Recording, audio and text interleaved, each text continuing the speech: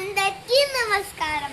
ఆత్మ యొక్క స్థితి, ఆత్మ యొక్క గొప్పతనము, ఆత్మ యొక్క నిజ స్వరూపము చెప్పు పద్యముని తిను చెప్పబోతుంది. నాకు భయము లేదు నన్ను మీరేమన్నా, నన్నన్న వారు నాకు ఆత్మ ప్రియులే. ఉన్నది ఉన్నట్లే ఊహించి చెప్పెదా, అఖిల జీవ సంగ ఆత్మలింగ భావము. శక్తి రూపములో శరీరమంతయు వ్యాపించిన ఓ ఆత్మ వినుము. నేను చెప్పిన విషయములు మీకు సరిపోక నన్నేమన్నను నాకు భయము లేదు. నన్ను ఎవరు ఏమనినా నాకు వారు ఆత్మప్రియులే. ప్రపంచంలోని వాటికి భయపడక ఉన్న సత్యమును ఉన్నట్లే చెప్పుట నా కర్తవ్యము. అందరికీ ధన్యవాదాలు.